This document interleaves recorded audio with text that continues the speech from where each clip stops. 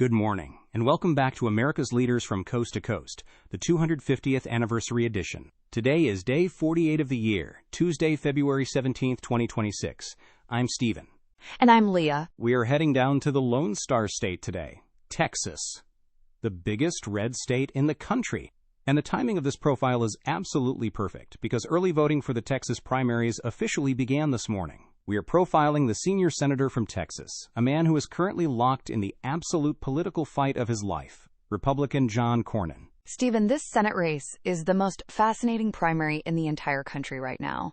But before we get to the fireworks of 2026, we really need to understand who John Cornyn is, because he is the definition of a political institutionalist. He didn't come to Washington as a bomb thrower. He came as a judge. He has a law degree from St. Mary's in San Antonio, and a Master of Laws from the University of Virginia. He was a district judge, then he served on the Texas Supreme Court, and then he was the Attorney General of Texas. He spent his entire early career dealing with the strict, orderly rules of the judicial system. And he brought that exact same orderly mindset to the United States Senate when he was elected in 2002. He is a master of the legislative process. From 2013 to 2019, his Republican colleagues elected him to be the Senate whip. That is the second most powerful position in the party.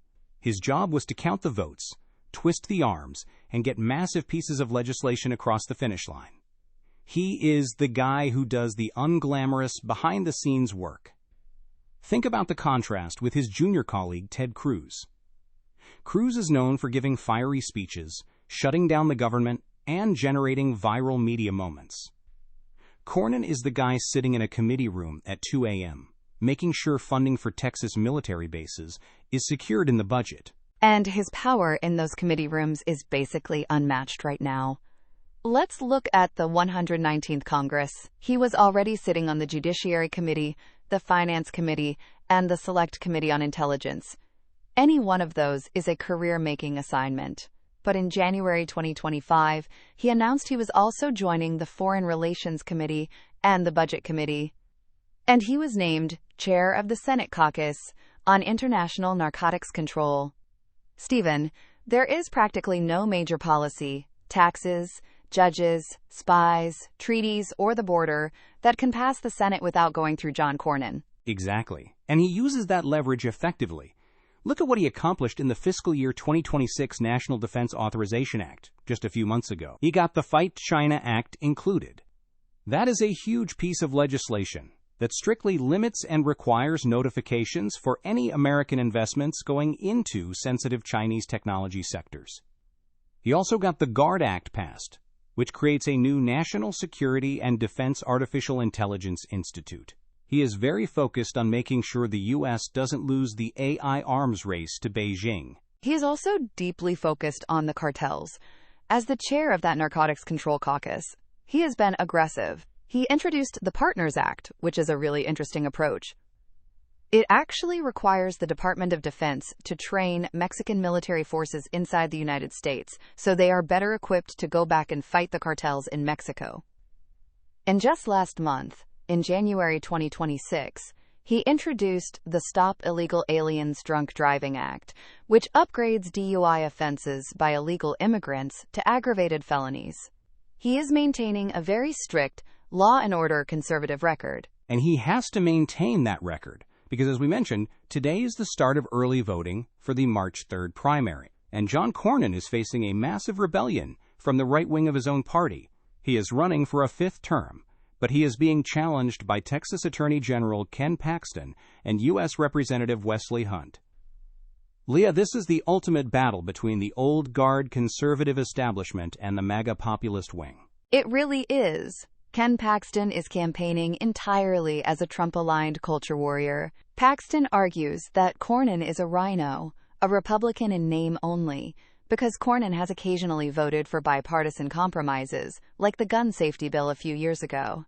Paxton is telling voters that Cornyn represents a broken Washington status quo. But Cornyn is not rolling over. He has built a massive financial war chest. As of the latest FEC filings in 2026, Cornyn had raised over $10 million and had nearly $6 million in cash on hand. Paxton had raised about half of that. And Cornyn and his allied super PACs are dropping millions of dollars on television ads across Texas, and they are going scorched earth on Ken Paxton's legal troubles. The ads are brutal. They are reminding Republican voters that Ken Paxton was impeached by the Republican-led Texas House in 2023 for bribery and abuse of office. Even though he was acquitted by the state Senate, Cornyn is using those scandals, along with allegations of extramarital affairs, to paint Paxton as hopelessly corrupt and a massive liability for the general election. Cornyn's argument to the base is basically, you might not agree with me on every single compromise I make, but I am an effective, ethical conservative who actually passes laws, and I will not embarrass the state of Texas. And this is why the down-ballot effect is so important.